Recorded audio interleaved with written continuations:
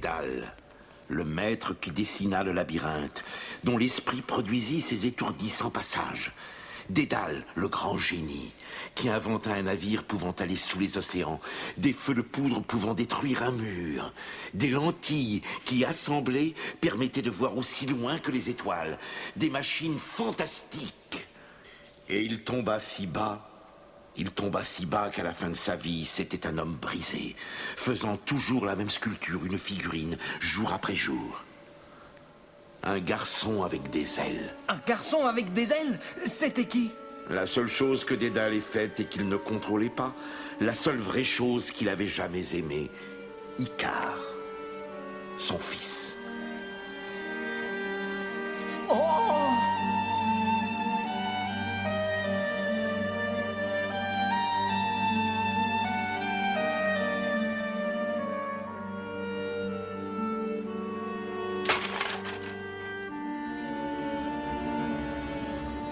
Navré. Dédale, le plus grand artisan jamais connu en Grèce, personne ne pouvait le surpasser. Il est venu au monde à Athènes. Oui, comme nous.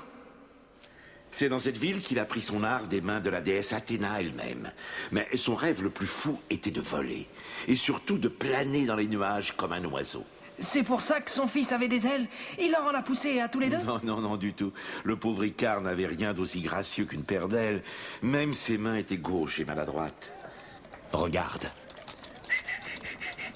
Fils, regarde. Magnifique. Doucement, attention. Tu dois prendre les choses avec délicatesse. Je suis bon à rien.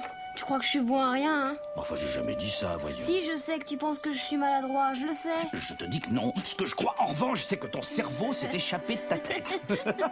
On va réparer ça, je vais le faire revenir. Arrête!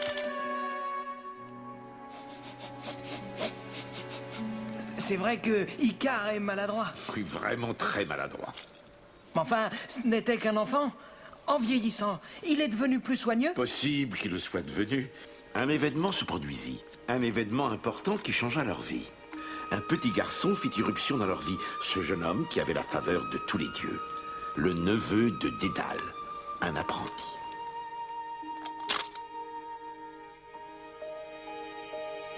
Qu'est-ce qui s'est passé?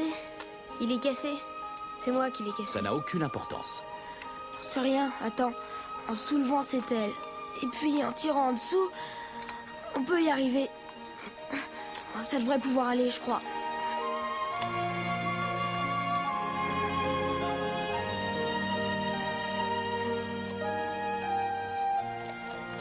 Voilà. Les dieux aiment jouer avec nous. En Talos, le fils de sa sœur puinée, il y avait toute la joie de la créativité, l'œil intelligent, l'esprit plutôt vif, comme si les deux enfants étaient venus au monde chez les mauvais parents, parce que son neveu était le genre de fils que Dédale aurait aimé engendrer. Mon oncle? Qu'est-ce que c'est? Les maxillaires d'un serpent. Pourquoi? Qu'est-ce que ça donnerait si on le faisait en métal? Quoi? Dédale observait le garçon au travail, son intelligence, son ingéniosité, le flot d'idées qui sourdait en lui. Dédale voyait tout cela, et c'était autant de coups de poignard dans son cœur. Regarde, mon oncle, regarde!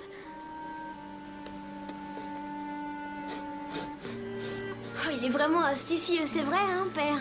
Chaque jour qui passait rendait Icare encore plus lent, plus maladroit, plus gourd par rapport à son cousin.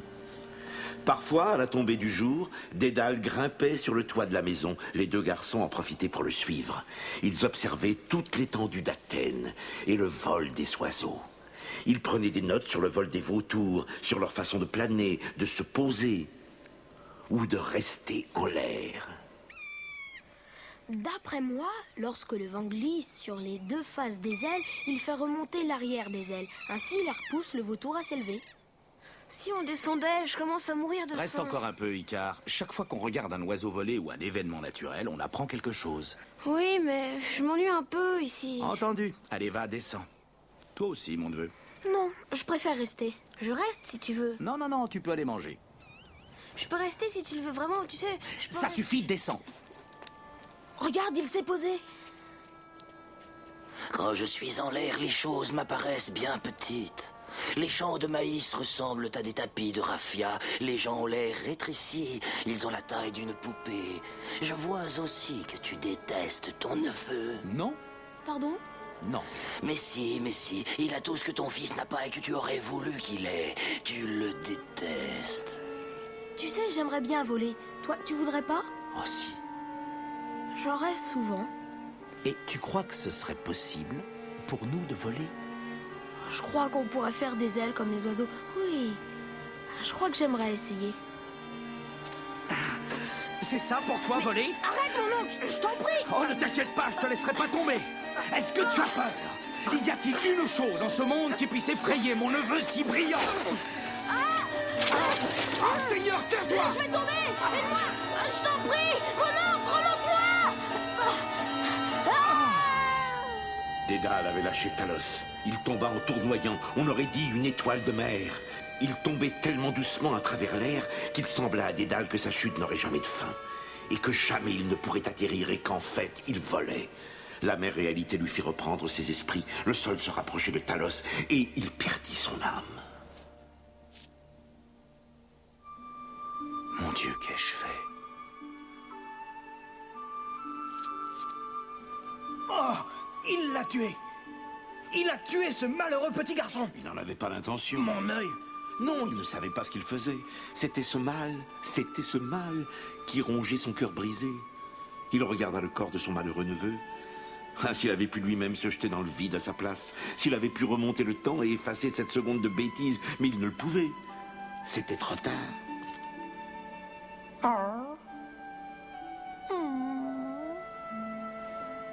Mon fils, réveille-toi, nous partons vite. Qu'est-ce qui se passe? J'ai pas le temps. Je t'expliquerai plus tard. Où est Talos? Il nous accompagne? Non, Pourquoi tu pleures? dépêche-toi. Il prit son fils dans ses bras et quitta la ville comme un assassin. Père et fils voyagèrent à travers la Grèce. Dédale vendait quelques dessins, des jouets et louait ses services à de petits roitelets ainsi qu'à des tyrans. Il gaspillait son génie à des choses insignifiantes. La nuit l'effrayait. Il craignait de s'endormir. Dans ses affreux cauchemars, il tombait. Il ne se fixait jamais nulle part. Il bougeait sans cesse. Ils étaient toujours sur le qui-vive, jusqu'à ce qu'un beau jour, ils décident de hisser la voile en direction de la Crète.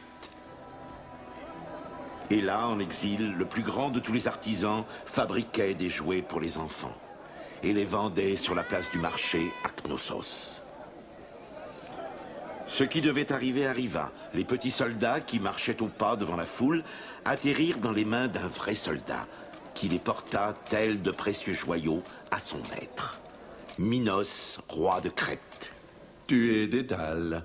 Toute la Grèce connaît ton nom. Bienvenue. Qui amène ce grand inventeur en Crète dans ce piètre état? Des difficultés passagères, mon roi. Quelques disputes et l'envie de voyager. Voici mon fils Icare. Je voulais qu'il voie autre chose que les champs d'olivier d'Athènes. Oui, mais ces difficultés sont-elles...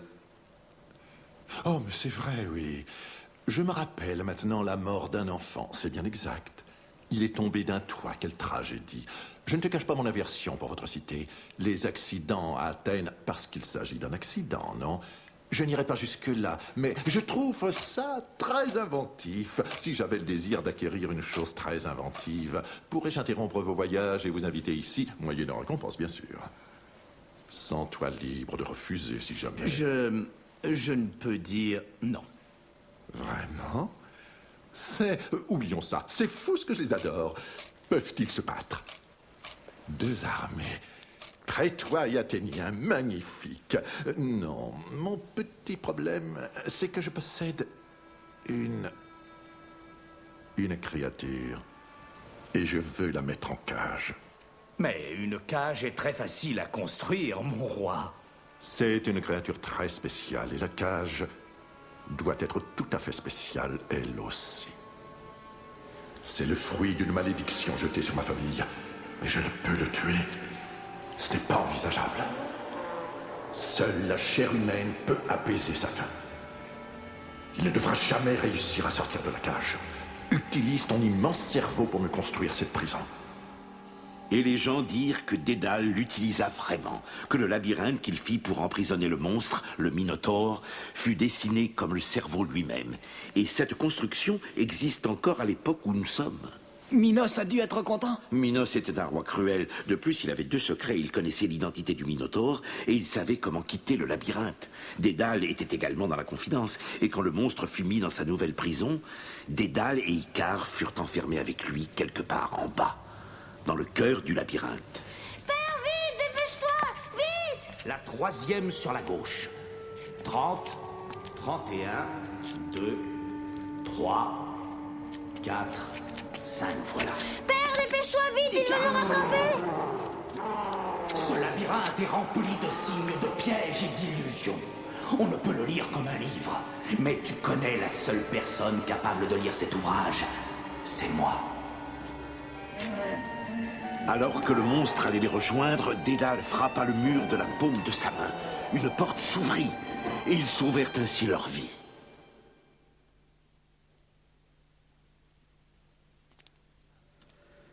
Dédale et Icare réussirent à s'échapper du labyrinthe, en évitant ainsi la charge du Minotaure. Mais que pouvaient-ils faire? Les ports étaient particulièrement surveillés. Le premier soldat, les voyant, les aurait immédiatement tués.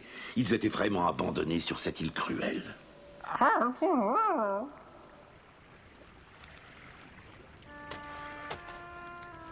Regarde!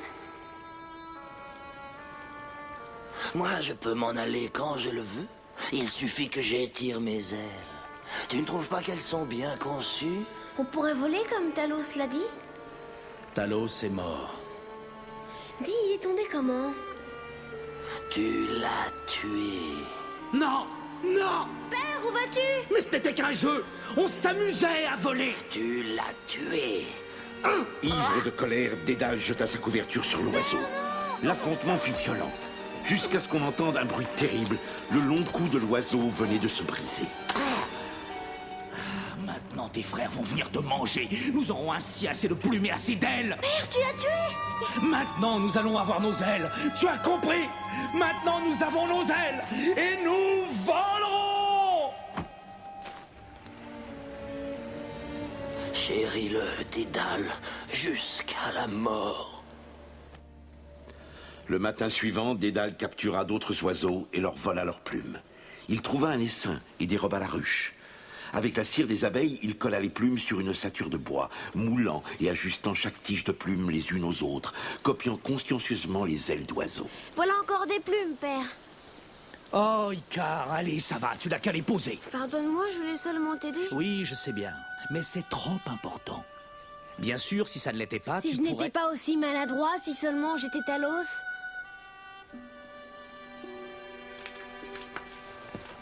Maintenant, mon fils, maintenant, je t'en prie, Icare, écoute-moi bien. Tu crois toujours que je t'écoute pas? Mais je t'écoute, père, c'est vrai, je t'écoute. Vole bien derrière moi. Ne t'éloigne surtout pas. Ne vole pas trop bas, ni trop haut, tu as compris? Si tu voles trop bas, les embruns vont alourdir les plumes. Et si tu voles trop haut, le soleil va faire fondre la cire. Hein? Qu'est-ce que je viens de dire? Si je vole trop haut, le soleil fera fondre la cire. Tu me sers si fort. Est-ce qu'on est en train de se dire au revoir, dit père? Au sommet d'une colline, Dédale étreignit son fils. Il l'embrassa d'une telle force qu'on aurait dit un grand oiseau donnant la béquée à son petit. Ou peut-être essayait-il de transmettre ses connaissances à son fils maladroit. Le temps était venu pour eux de courir jusqu'au bord de la falaise, de s'élancer, de s'élever dans l'air et de quitter cette terre sur laquelle régnait Minos. Ils volaient.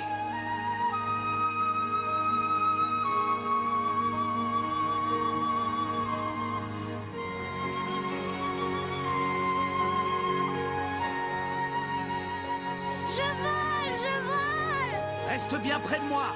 Pas trop haut, pas trop bas. Reste près de moi. Mais Icare ne resta pas près de son père. Au fur et à mesure que la terre s'éloignait de lui, il battit des ailes et s'éleva, dépassant les nuages, dépassant les conseils reçus, dépassant ses promesses. Icare volait seul, toujours et encore de plus en plus haut, vers le soleil. Et perle d'or après perle d'or, la cire commença de fondre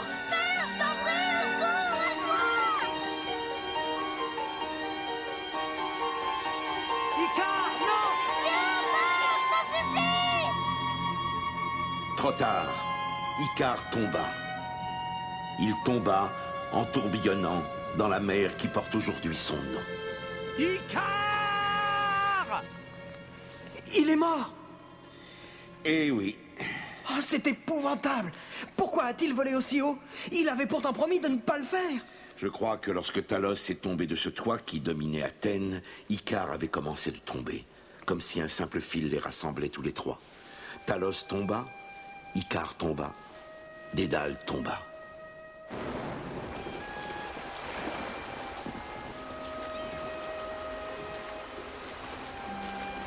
Je maudis mon talent. Je te maudis, Minos, sale tyran. Je te maudis. Tu as tué mon fils. Tout comme je maudis les grands oiseaux qui nous ont tentés. Et je maudis les cruels baisers de la mer. Oh, mon fils. Mon fils. Mon fils.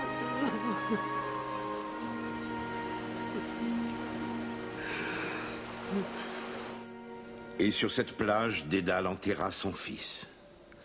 Tout comme il enterra l'espoir, la joie et le rire. Il baisa les mains maladroites de son fils, plaça une obole sur sa bouche, il embrassa son front glacé. Ensuite, Dédale s'envola. Un rideau de larmes tombait du ciel, et ses pleurs l'éloignaient de Crète, l'éloignaient du danger, l'éloignaient de sa peine. Il alla au nord-ouest de la Sicile, chez le roi Cocalus. Cocalus fut bien heureux d'offrir l'hospitalité à ce génie, et Dédale travailla sans relâche, mais tout en bâtissant immeubles et machines, il se mit à la construction de poupées de bois, toutes à l'effigie d'un petit garçon ailé. Il devait s'en vouloir à mort, j'imagine. Dédale, à un point que tu ne peux pas imaginer. Oh, si. Il s'efforçait de retrouver son calme en effectuant des travaux ordinaires, aiguisant un outil assemblant deux ailes, mais ses larmes coulaient. Seuls les enfants arrivaient à l'approcher. Le gentil roi avait 2 filles. Et lorsque les 2 fillettes allaient le voir dans sa maison, il paraît que ces fois-là, le malheureux homme arrivait à esquisser un pâle sourire. Je suis fatigué, je vais donc m'asseoir. Oh, j'ai fait un excellent repas, je vais éructer. Et maintenant, je crois que je vais aller dormir.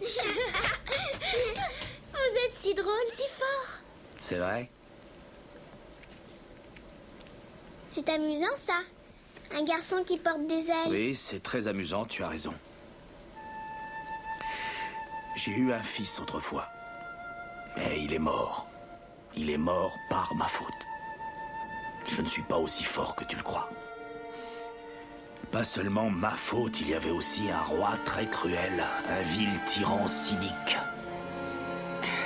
Il restait un contentieux entre Dédale et Minos. Dédale en voulait à Minos à cause de la mort de son fils.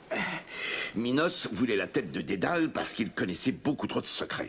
Minos devait le retrouver, c'était une véritable obsession. Il ruminait sur le moyen d'obtenir qu'il sorte enfin de sa cachette. Il prit son coquillage avec lui, qu'il promena de royaume en royaume. Mets ton oreille dessus. Non, non, j'ai pas envie d'attraper une Mets otite. ton oreille, tu n'attraperas rien. Je suis Minos, roi de Crète, empereur de Knossos, unique souverain de toutes les mers entre la Grèce et l'Égypte. Ceci est le coquillage de Triton. Il contient des centaines de milliers de minuscules passages. Ceci est un fil tressé que j'ai pris sur la cape de ma reine l'Auguste Pasiphae. Si une personne peut passer le fil à travers le coquillage, ce fabuleux trésor lui appartiendra.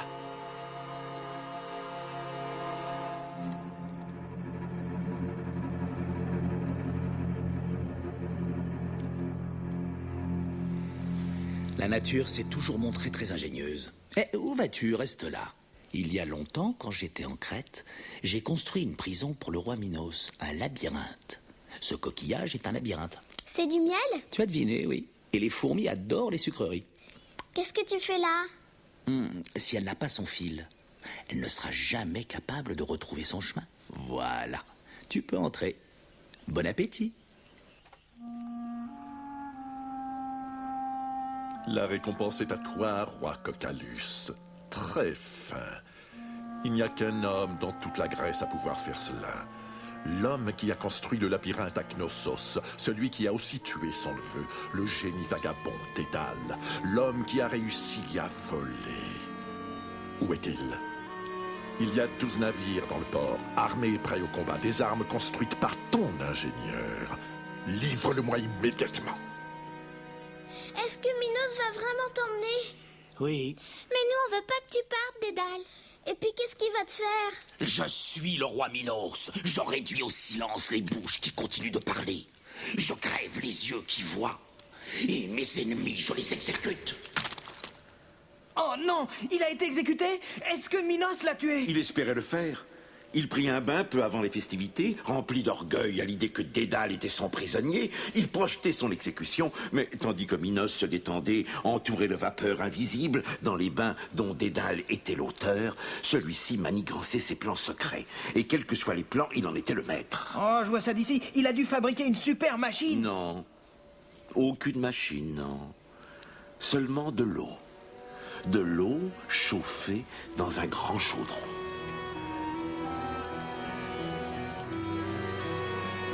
Dédale avait lui-même conçu ces termes. Il en connaissait chaque tuyau, chaque canal, chaque écluse, chaque égout. Quand l'eau arriva à ébullition, il la laissa s'écouler dans les tuyaux. Quoi?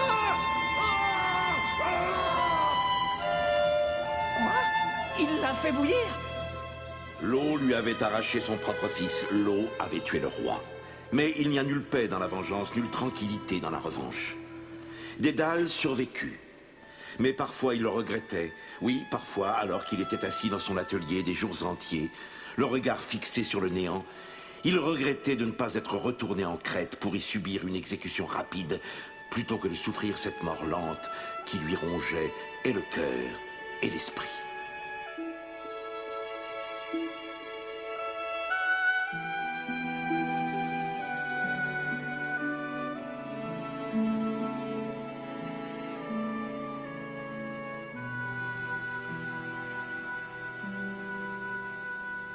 Dédale, le maître bâtisseur, n'avait pas trouvé le moyen de changer le passé, ni le moyen de remonter le temps, ni le moyen de rendre ces statuettes vivantes.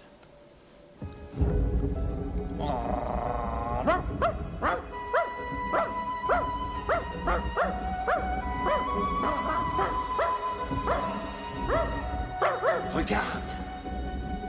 Regarde.